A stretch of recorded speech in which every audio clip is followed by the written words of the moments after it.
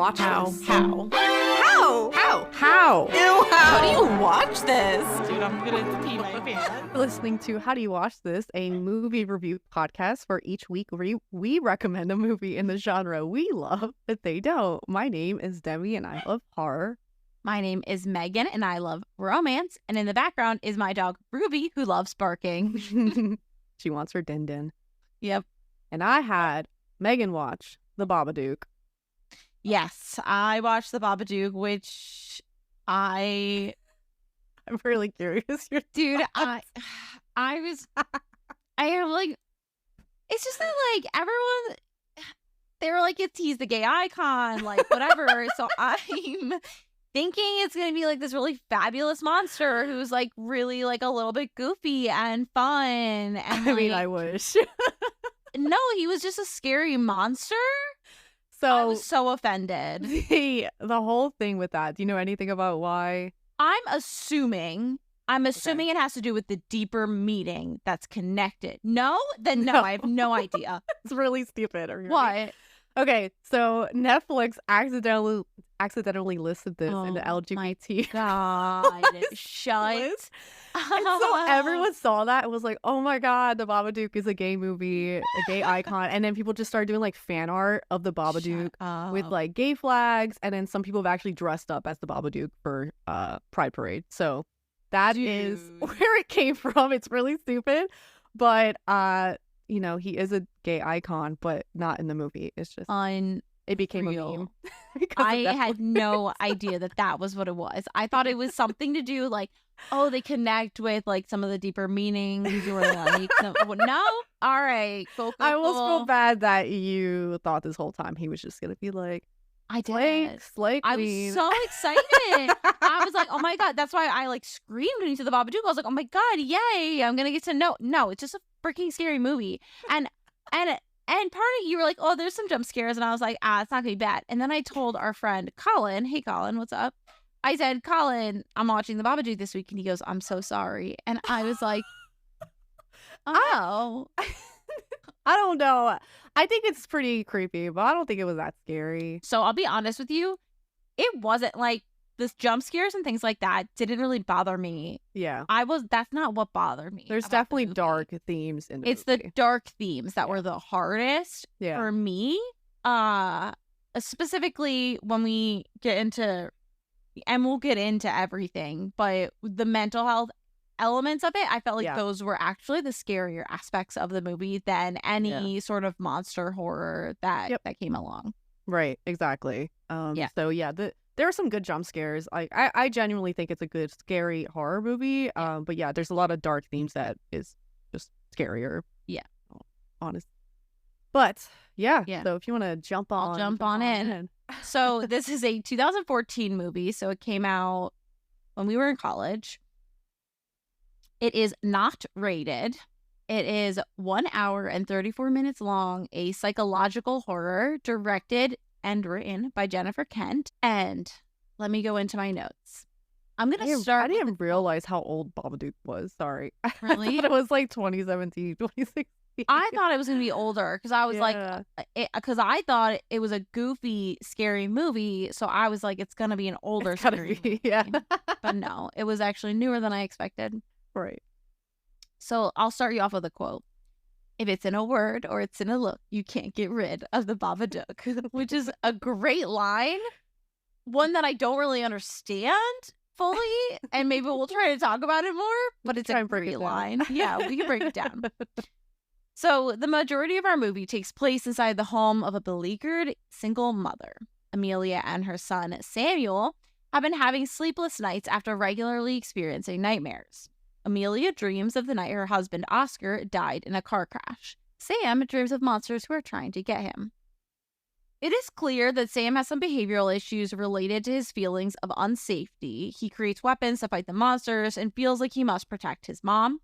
It's clear that he has the special bond that only a young boy can have with his mom, and it was like really, really sweet. There was a couple times where he's being a magician, he just kind of like touches her face, and I was like, oh boy.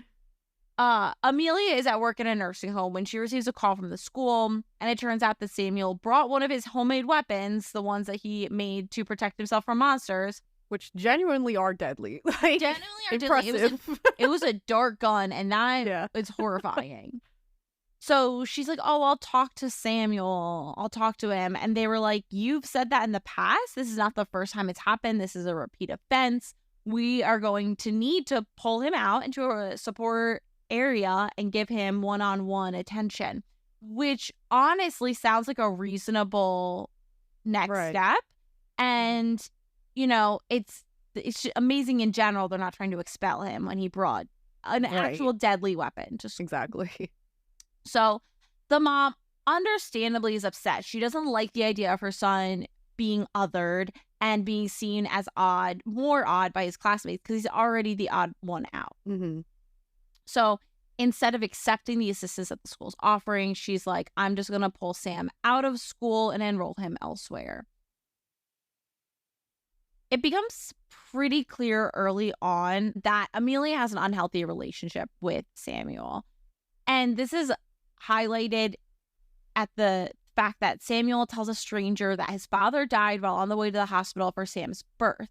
And I'm not a parent, but it feels like a pretty unhealthy conversation to have with your kid at that young of an age when they are capable of taking on the responsibility of the death instead of, you know, giving, you can, and here I am giving parenting advice. I've never experienced any of these things, but I feel like in that situation, you can be honest and say that the kid's dad died in a car crash, but you don't have to say on the way for me to give birth to you. Feels a little Well, Amelia blames Sam for the death, definitely. So I'm sure she just didn't really think too much on it.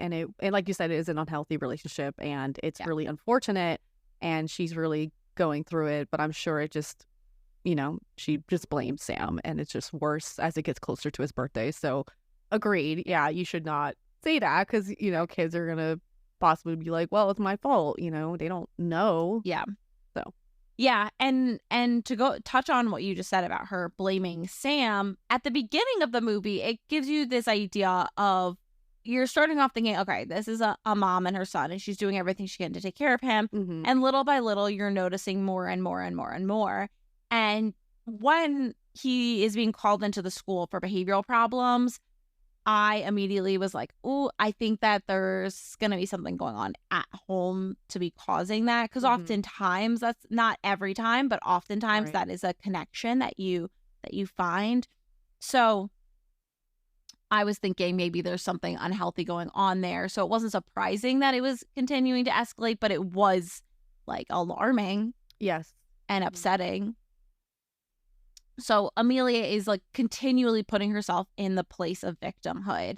She is, you know, a very well was me. And I understand she has a hard life. Mm-hmm. She suddenly became a single mom when she didn't expect to be. She lost her husband, I'm assuming, or partner or whatever. She lost Oscar on the day she was giving birth to her son. So this day of joy is brought in and combined with one of deep grief. So completely understandable that she has such a hard time. Yeah. But when the cousin Ruby, so I think it's her sister Claire, it's possible it's her, you know, Oscar's sister, but I think it's her sister Claire. Yeah, I think so. Has a daughter named Ruby, and Ruby and Samuel have birthdays on or near each other, and every year do a joint birthday because it is so challenging for Amelia to celebrate the birthday solo. But this year, Ruby wants to do a birthday princess party, and she doesn't want to do it joint with Sam. And Amelia immediately takes that to mean, we don't want you at the party, we don't want you there, whatever, even though that's not the case. So at night, Sam wants to read a book he found called Mr. Babadook, and Amelia doesn't know where it came from, decides she's not going to pre-read it, and she's just going to go for it. So pretty soon, it's obvious this is a scary story, and she noticed too late, and it really, really messes with Samuel. He is just he is wrecked. And it still looks like a kid. It's like a pop-up book, but it's, you know, spooky, and it gets a little darker, and it's a giant shadow lurking over little people that look like Sam and Amelia, and not good vibes. Exactly. And it gets worse and worse. And it ends on, if you see what's under the Babadook, like, you're going to wish you're dead, essentially. Which is, the last word in this story is dead. Okay, that's not great. So that night she sleeps in bed with the son, and we're seeing this happen repeatedly. She can't sleep at night because she is sharing the bed with him. He's like a cuddler, and at night puts his hand around like her neck. She's not comfortable with that, which is fair. Like grinding his teeth. And I'm like, yeah, exactly. So she ends up hiding the book away to prevent further trauma and, get them back to their regularly scheduled sleeping. Then there's this weird scene that I thought was going to be my deleted scene until worse things happened. So it's the vibrator scene where Travis watched the Babadook with me because I knew it was going to be a little spooky. And I was like, you have to watch it with me. And he was like, I thought she was pulling out an old timey like phone from the early 2000s because it's like this janky plastic, like huge clunky white plastic thing. This is an Australian movie, I believe. Is it? So maybe their vibrators just look different. Maybe. More unique styles are very common in America. So she pulls out this like ye olden vibrator and I'm sure it's a metaphor for the fact that she's lonely. She's seeking like some sort of connection, and she's not able to get it because right when she's about to reach her completion, she's interrupted by her son who jumps on the bed. And I'm sure this is a real part of parenthood that people have experienced their fun times being ruined. Yes. It's just like, for me, I was like, I didn't need it. Didn't need that in the movie. But there are bigger things I didn't need in this movie, and so it stays. Agreed. Yeah, it's just showing like that Amelia just can't have a moment to herself, pretty much. Exactly. She's just constantly doing everything either for Sam or trying to deal with her own grief and mental issues, and then she has this moment where, a little fun time, and it's also just ruined by Sam bringing up the Babadook. Yep. Yeah. Once again. So Amelia oversleeps for work and calls and blames it on Samuel, saying he was throwing up all day. He couldn't get to the phone. Spoiler alert, he wasn't sick. Her coworker Robbie clearly has a thing for her and says he'll cover her shift so she can be with Sam. Instead, she takes the day to herself, which I can understand. Yeah, She wants a little alone time. Yeah. She sits in the hall eating ice cream vanilla, which speaks a lot to her personality, if we're being honest. And Robbie later stops by with flowers and a gift for Sam and finds out at that point in time it was a lie.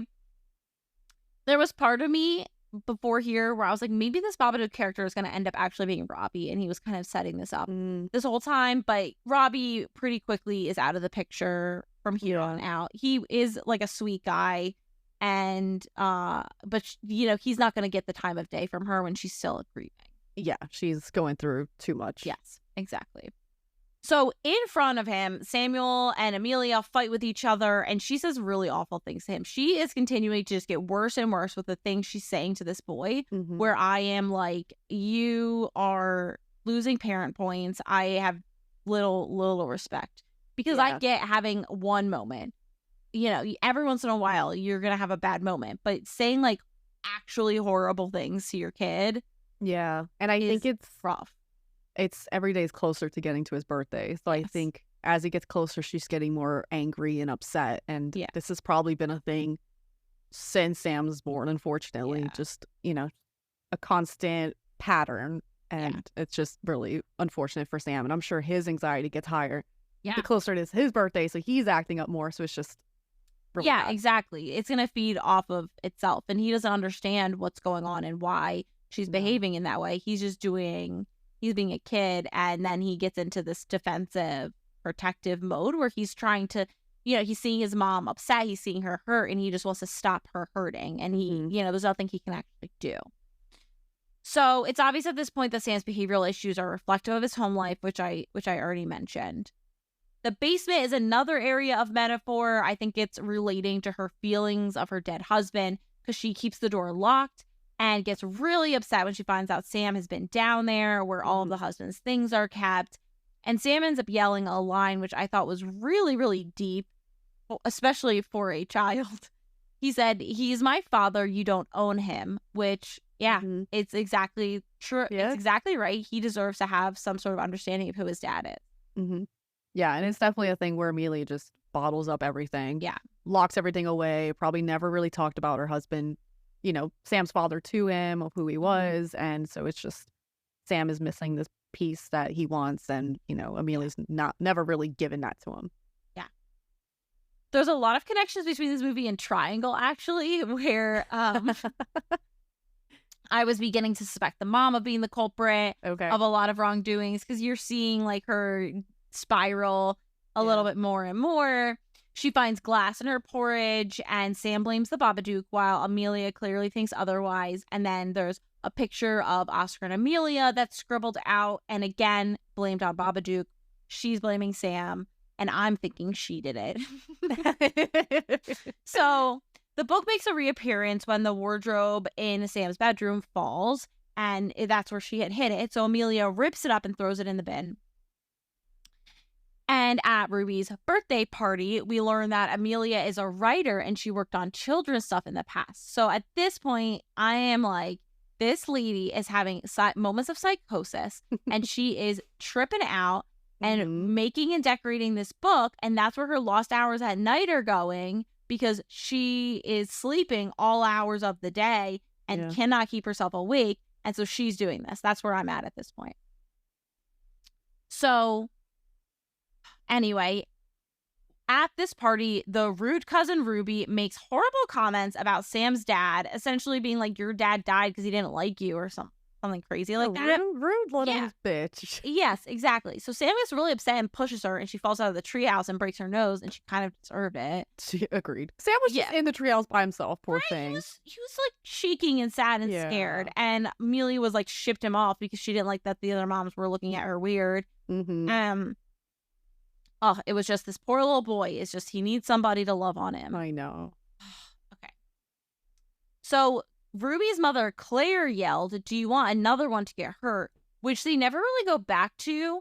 And I don't know if she's saying, because if she's saying in addition to Ruby, is she saying like, you don't want another one to get hurt? Okay. Yeah, because she said to like keep an eye on the kids while she goes inside to attend to Ruby. Right. Okay, fair enough. So Amelia ends up flipping out at her son on the drive home. Why can't you be normal? And then Sam starts choking and seizing, which is really scary and horrible. She's thinking he's being choked up by the Babadook, or something's happening with him where he's seeing the Babadook and then is getting choked out. And so they go to the doctor, but it's going to take a few weeks for him to get to a psychiatrist. And he's so scared of monsters and he's not getting any sleep. So Amelia convinces the doctor she's going to need sedatives to help them sleep. Things are not good. And the doctor's like, most parents don't really want to give their kids sedatives. And she's like, things are really bad. So now begins the part of the movie that was actually the most scary and upsetting, the gradual decline of Amelia's mental health and the heartbreaking effect it has on her son. So Sam is worried about Amelia and is just so afraid she's going to die. He's like, I promise I'll protect you if you promise to protect me. And it's just really heartbreaking. Amelia, for her part, can't even say the words "I love you" to her son. So he's saying "I love you" and she goes, "Me too." And that was really sad. Yeah. So Amelia sleeps until the 11 next day after she gives the boy sedatives, and he's still conked out. Poor thing is just still sleeping. There's knocking and banging at the door, and the Babadook book has returned with even worse scenes incorporated. So it's showing scenes of Amelia killing the dog, killing her son, doing all this really horrible stuff. It says, "The more you deny, the stronger I get." And she's getting phone calls and strange noises that sound like Babadook coming through. And the police seem suspicious of her more than anything when she goes to talk to them, because she's like, I don't actually have proof of this book. I don't have proof of the phone calls or whatever. Yeah. So she starts seeing the Babadook here and there. When she's at the police station, she kind of sees him out of the corner of her eye. So she's getting freaked out. And she's still super tired. It's honestly like she's the one taking sleeping pills, because that's all she wants to do is sleep. And she is just being really horrible to the kid. She is yelling at him, like leaving her alone. Oh, he's hungry. He wants to eat and she wants to sleep. She's tired. She's Yeah. like, if you're so hungry, why don't you go eat shit? Which is like, bro, Horrible. absolutely horrible. So he's obviously devastated. She tries to make it up to him, and they go out and about for the day. And then she ends up getting into a hit and run where she hits a car and literally just books it and leaves. Don't know how she gets away with that, but she does. Later on, she's fully clothed in the bathtub. He gets in the bathtub with her fully clothed. And they're just like, there's clearly, she is just struggling. And things are getting worse and worse. There's a scene where she believes that there are cockroaches coming from the wall, a hole in the wall. And then essentially, I'm assuming the equivalent to DIFUS for Americans. There's the Department of Family Services. Mm-hmm. The Family Services people come and she's like, oh, sorry, there's like a hole in the wall that cockroaches were coming on. That's why it's a mess. And there's no hole in the wall. There's like a covered hole that had been there. So at this point, it's very, very obvious. Okay, most of this is happening inside her head. There is nothing that's actually occurring, because up to this point, I was wondering, okay, is it going to be a situation where they have a real monster, or is this something where it's not a real monster or whatever? So we're aware that at this point, things are happening in her head. So the little boy is scared. He's worried about the mom. He calls the next door neighbor, Gracie, who's an old woman with Parkinson's, and he tells her that, the mom's not well and can they stay with her tonight? And you can see it. She finds him there on the phone. She like loses her cool. She cuts the phone cord with a knife. It's very aggressive. And says how embarrassing he is for her, whatever. That kitchen is a mess. Like, things are clearly not being taken care of. It is devolving very quickly. She boards up and locks up the house and is trying to force feed him the medication, and he doesn't want to take it, and he pretends to take it, which is a really good thing he doesn't take it, because otherwise she definitely would have ended up killing him in his sleep. She has these visuals of like, she sees him dead and then all of a sudden he's fine, but she's standing over him with a knife. So she's not fully in control of what her actions are, and she's realizing her reality isn't real, which is super scary. The dog is clearly scared of her and barks at her, and she's trying to make things up to the boy by giving him cake for dinner. Throughout the movie, she's having this tooth pain, which I'm assuming is like from grinding her teeth or something, but her face is hurting, and the dog is protecting the boy, which is really sweet. He's like laying on him and like keeping him safe. She has this visual of her husband who died, who says, we can be together, you just need to bring me the boy. So essentially saying like, kill him and kill yourself and we'll all be together again. And she is just really feels like she's being attacked by the Babadook and is like crawling on the floor or whatever. Things are not going well. No. It's awful. Now comes the scene that I absolutely cannot even find any way to excuse. It's horrible. And it is the scene where essentially the mom is twitching, watching the TV show, and the dog goes after her and barks at her, and she kills the freaking dog. Yeah. Listen, dogs, they never make it. It's unreal. And Travis and I were laying in bed together last night, just reflecting on life, and talking about the Babadook. And he was like, I was like, that scene with the dog. He's like, yeah, I was thinking of that too. And so we were both like, it wasn't necessary. Like, it wasn't, the dog didn't have to die. He was like, yeah, it's because it's a stupid horror movie and they want you to wonder if she's going to kill the boy. Dog and, like, always dies first. I hate it. And I get that they were like, in the book, the dog died and then the boy died. So they want to make you like, see if she kills the boy. No, you did have to kill the dog. I know. I think some people like to think, I don't know if it's accurate, that the dog kind of represents her, like, the last shred of protection she has for Sam, and she just destroys it and kills the dog, so that killing the dog, she really goes off the rails. And so, the whole time the dog was really close to Sam, protecting Sam, and so that's a way to look at it too. I mean, I don't like it. I don't like any animals dying, and every time I see a freaking dog in a horror movie, I'm like, cool.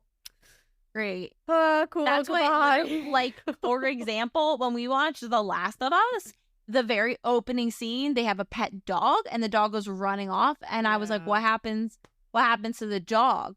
What happens to the dog, you guys? And we never get clarity. And I know he dies, but I'd rather have the dog leave. I'd rather never see that animal again. Right? But it's like I'm scarred for life every time it happens. Anytime I'm like, there's someone's not taking care of that animal, you don't deserve to love a pet. Yeah. No, I don't like. That's my biggest negative in horror movies. Yeah. The animals. Because I'm like, come on. It's just such a, it's an easy out for them. And I don't agree with it. Yep. Because it's always the dogs that sense things first. And it's like, well, gotta get rid of it then. It's going to alert everyone else. And it's like, you don't have to do that. You don't. You can just let them be sweet little babies. give it to somebody else. I prefer only movies where dogs survive, but whatever. A lot of times it is like a little white dog. And I'm like, what? All this hate for these little white dogs. That or like a Australian Shepherd or some sort of collie. It's always those type of dogs in these movies. And I'm like, they're always like so sweet. Why would you do that? No. So rude. Hate it. Luckily they didn't show it, but like, yeah, it wasn't like a graphic, but it was. But like it was happening. It was enough. I forgot there was a dog in the movie at all, but it's barely in it, so that's probably why I don't remember. So. Yeah, fair enough. So she rips out her tooth because it's hurting so bad, which clearly she's in a great headspace. She chases Sam and tries to get to him, and then he locks her out of the door, and she's guilting him, and then she's threatening him. And her voice does go kind of demonic, where it's almost like you're like, oh, is there like a secondary voice there? Like it's deeper. And she like grabs onto the top of the door and slams her feet into it and kicks it open. Psycho. So psycho. And then poor little boy pees his pants because he's so scared. And he's like, I just want you to be happy. And then he's like, you're not my mother, because obviously she is not caring about him at all in this moment. And so he shoots her with darts and weapons. You go, boy. Mm-hmm. And Gracie, the neighbor, shows up to check on them. So Amelia goes to the door and talks to her for a little bit. And then Amelia goes back and talks to Samuel and was like, yeah, I talked to Gracie. We're going to go stay with her tonight. Like, I'm really sorry. And then she's like, I want you to meet your dad, which is bro, the heck. And her hand starts going up to his neck. And he stabs her and apologizes while he's stabbing her because he obviously doesn't want to hurt her, but she's trying to kill him. Mm-hmm. And then she follows him into the booby trap basement. So luckily, she gets caught up in all the little traps that he had set. Thank God he was paranoid because he was ready to get done. Yeah, he was prepped. Yeah, so she gets all tied up, and he says to her, "I know you don't love me." And basically he's saying that the Babadook is stopping her from being able to love him and that he still loves her and he's going to protect her. And she starts strangling him because her hand gets free, but he reaches out and caresses her face and she drops him and then ends up vomiting blood all over the place, which I was like, you're not coming back from that. No. But she did. So she ends up waking up and he says, you can't get rid of the Babadook, and then gets like pulled by some otherworldly force into his room and he's being slammed into the walls and the bed shaking. And she gets into this defensive mode where she's like, what do you want? Like, how I want to save my son. What do you want? And essentially she has a battle of wills against the Babadook and comes out on top.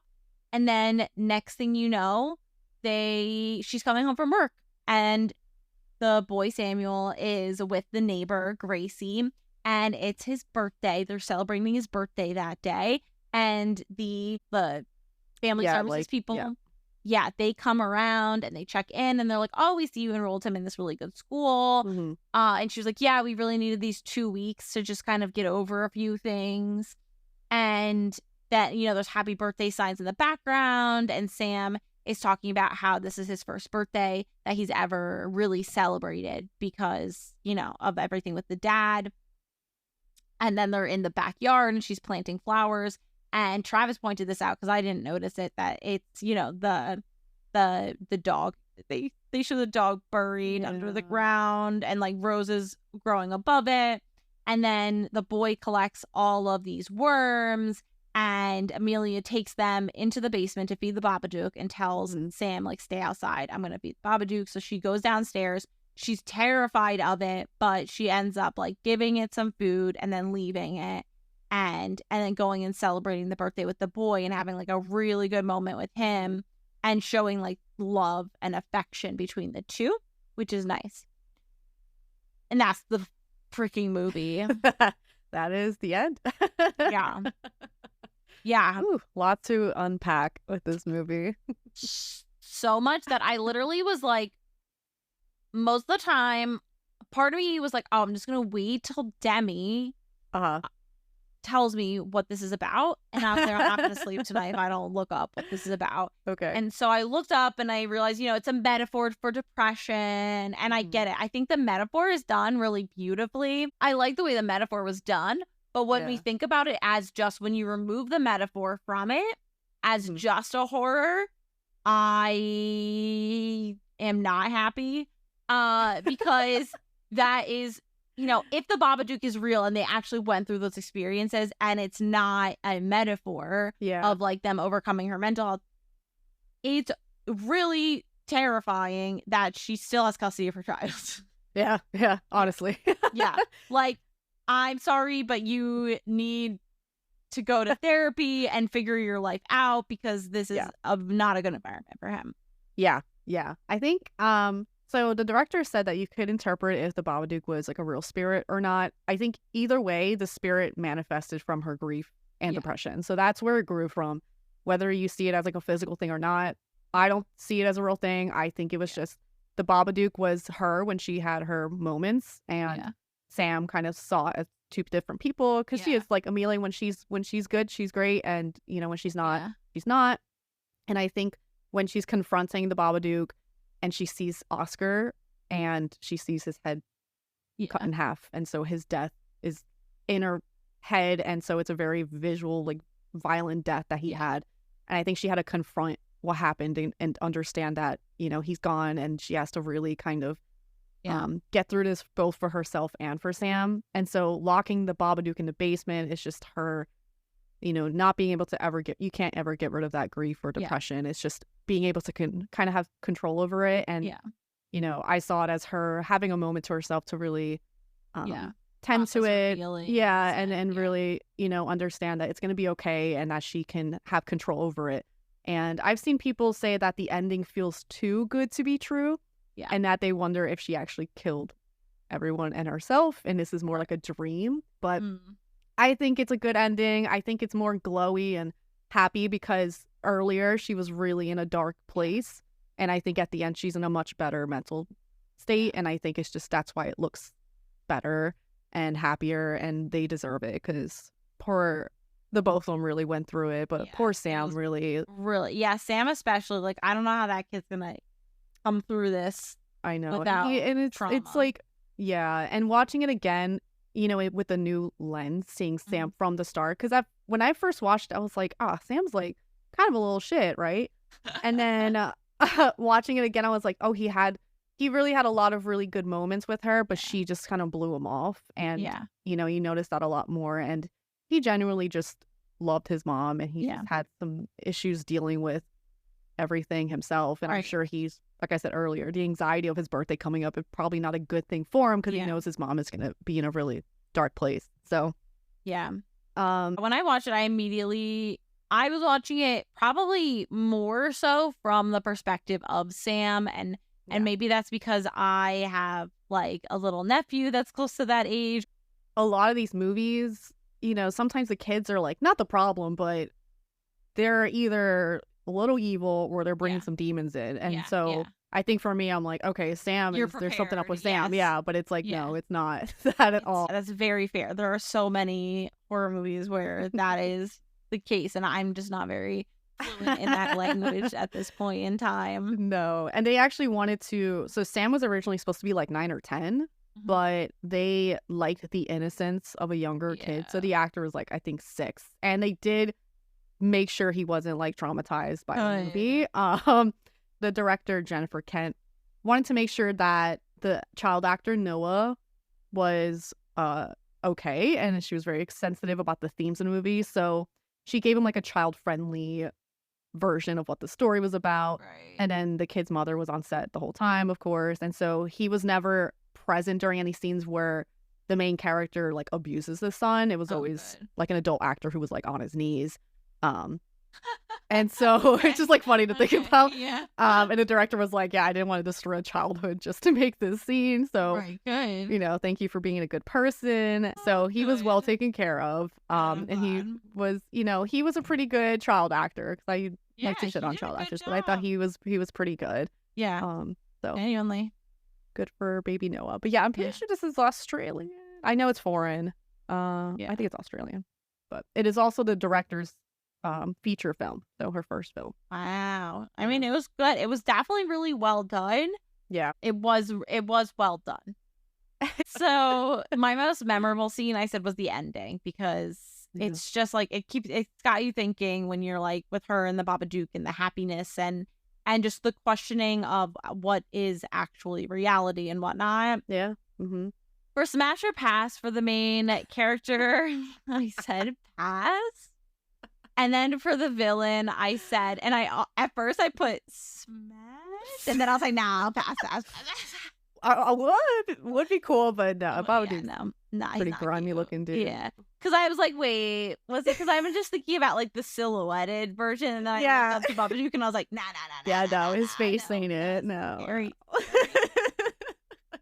I put my survival chance lower. I said my survival chance was a 5 out of 10. I don't know that I would have emotionally gotten out of that one. Okay. Yeah, that's really rough. That's Yeah. really rough. I probably would have been the same. So. Yeah. Recommend. So this was tricky. I would recommend it with a caveat, because I think that only a certain subsect of people could handle this. Yeah. And so, like, I would not recommend it to my mother. Fair. I would recommend it to someone who likes psychological thrillers, Mhm. but I would not recommend it to someone who is like a romance fan, Yeah, essentially. that's fair. So I will say, I guess I'll give it the overarching no, because of the fact that I wouldn't let my mom watch it. But yes, if you like things of this genre. Mm-hmm. So hearts wise, I was going. This is another one I was really struggling with. And I felt like you would struggle with this one. 'Cause Yeah. I'm like, I feel like she'll think it's well done. Yes. I don't know if she'll like the themes of the movie. Yeah. So I think it was really well done. And if I was rating it for spooks and things like that, it would be a little bit higher. Yeah. But for me, I feel like all my 4 stars and up are all things I would want to watch again. Like, I was thinking Right. about you saying that anything 4-star, you would watch it again. Yeah. Or 4.5 stars, you said you would watch again. For me, I have a lower threshold. 4 stars, I'll watch it again. And I was like, I don't think I would rewatch this. Yeah.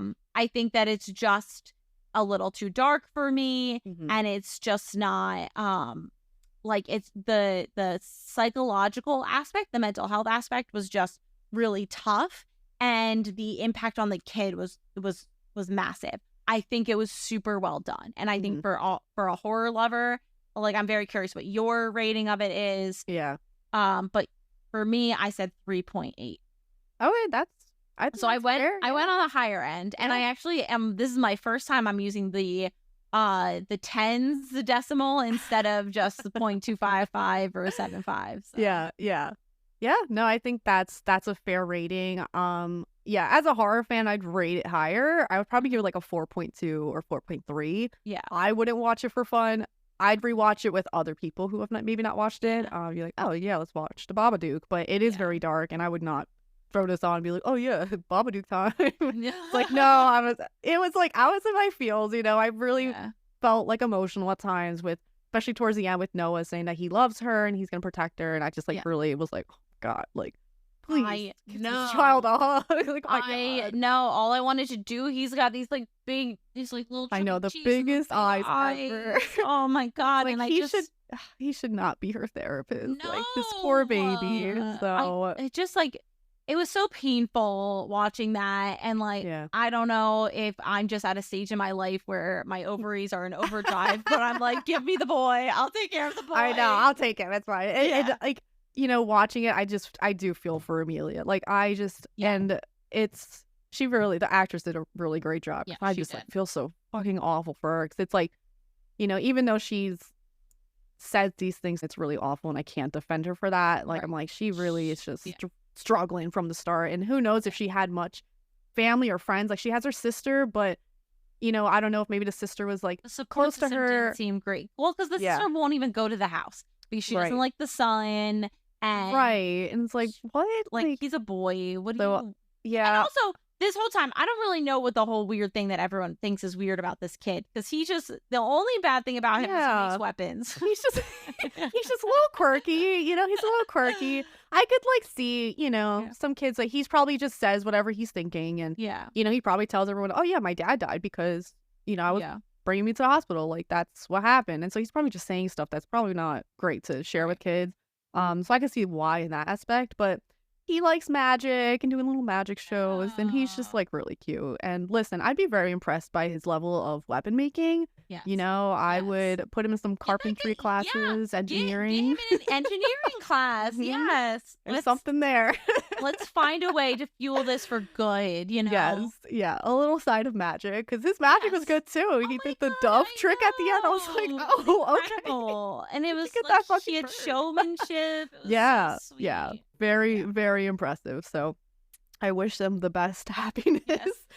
Yeah. So there were actually a few female critics that were offended by the portrayal of the mother and son relationship, Okay. and were just like, you know, I would never treat my kid this way or never feel this way. But a lot of women do deal with postpartum depression, Yeah. and they can get in really dark places. It doesn't mean they don't love their kids, but you know, there's times where it's really a struggle. So Yes. they really admired the movie to be tackling I that type do. of subject. So Yes, I agree with that, because even as much as I'm like, oh, she's not a good mom, she's not saying good mom things, like yeah, the things she's saying, they're not excusable, yeah, but I can understand someone who's going through really horrible challenges alone without a support Yes. system, mm-hmm. breaking essentially, and Yeah. and not treating their child with the respect that they Right. And she, normally. you know, who knows if she just sees her husband's face, you know, in Yeah. Noah's face. Like, it's not Noah, that's the real actor, Sam's face. You know, like little things that could remind her of him, and it's just like he's just a constant reminder, and it's like awful to think that, but you know, it's probably what she's thinking, because she's just not in a good place. She's not getting therapy. Like, it's just No. she's just going through No, life, and it's like, And I dude, think that's the shame. Like, Yes. I think that really what it comes down to is someone in that situation needs you need a foundation, you need a support Mhm. group, you need to be going to therapy, you need to be looking into yourself and finding ways to have a healthy relationship with your child, because no, it's not a good relationship, and that's not good for the boy growing up. But it is like a reality of life that there are challenges that you face, and as long as you work through them, you can get yep, exactly. my only downfall with the way it was handled is just that it was very kind of what it was said earlier, it's very tied with a bow at the end, where Yes. she has one big face off against this, and then it's all better, and she just like Yeah. knows how to handle it moving forward, which Right. isn't founded in reality. In reality, if you're struggling with those big things, they might come up regularly, and you're going to have to continue to use your tools and your Yep. practices. So in that way, but it makes sense in a movie. Like, if you're trying to tie Right, something yeah. up in under 2 hours, Yes. it makes sense like that. Okay. Yeah. We're seeing a glimpse of her having a good moment. Yeah. So Right. Exactly. So I only other things I have is that the Babadook is an anagram for a bad book, which oh the book they actually sold copies of it for a oh my limited god. amount of time, and I think they sold a little over like 8,000 copies, and the first 2,000 were signed by the director, and I was like, that's really rad, but Whoa, I don't that's think I'd pretty ever cool. want that book in No, my that's house. too scary. It's a Way very too scary. Yeah, very cool. The art is really nice. Yeah. It's a really cool book, but it would spook me a bit too much. Yeah, Um, that's a little bit. It's a little bit too close to having a Ouija board in the house, sort of. exactly. It's like, Yeah, I'm you're not like, trying I to. don't want to invite anything in here. I ain't inviting that Yes. grimy bastard. to Which my house. did you read anything about the book itself? Like, was she the one who created the book? I or think is it I think just- she was. You know, I Okay. think her adding that, you know, that little blurb of her saying that she did children's books was enough for you to be like, okay, I think there's a connection here. So I definitely think she wrote the book. And like I said, I think everything was her. So she was the Babadook. So I think she was just kind of having blackouts almost, where she's doing things that she's not remembering. And so I think she created the book in a really dark place and was just not like cognizant of that. Yes. Yeah. Because then it makes sense why it was in the house, you know, why Sam found it. That's the only like reason I can really think of. Yeah. Yeah. Well, now it's time for on a high note. my movie for you. I'm apologizing in advance. It's going to be a shitty explanation because it's been a long time. It's okay. So, I'm giving Demi the movie Jerry Maguire, which is my way of getting you cultured. Okay. It sounds like a spin-off to Lizzie McGuire. It's a spin on because it's before Lizzie. So yeah, okay. Yeah. So prequel. Yeah, exactly. So Jerry Maguire is a movie I first watched when I was way younger. I remember being a little bit disappointed in the ending. So it's going to be interesting. But I chose this because when I was looking up ghosts, I was put on to AFI's 100 top romances, and Jerry Maguire was on the list. And I was like, oh, that has some really iconic moments in it that you'll recognize some quotes that you'll be like, oh my God, that's what that quote's from. So I'm going to see if you can catch the one big one that when you watch it, you're going to be like, oh my God, that's where that's from. Okay. So Jerry Maguire, it tells a story of a sports agent who has a crisis of consciousness and essentially wants to kind of like change the way the company that he works at is run, and writes this memo that gets him fired. And so he decides to strike out on his own with the help of his one loyal client. And I forget what she has to do with him, but Renee Zellweger, who is a single mother, and they essentially work together, the three of them trying to build up this agency. And along the way, you know, they sort of find a connection. Only two of them. Cuba Gooding Jr., who plays the client, does not involve. It's not a throuple situation. Shame. All right. So, yeah. Well, I'm excited. For you. Yeah, there's a lot in it that you will recognize. All right. Well, it's about time I get cultured. So yes, I'm glad that I can be someone to share with you some major cinematic moments. That's what this is all about, right? Yes. Yeah. Exactly. So that's the movie. Where to watch it? You can watch Jerry Maguire on Paramount Plus for free. Nice. You have Paramount Plus? My daddy does. Oh my God. Can your dad like put me on that too?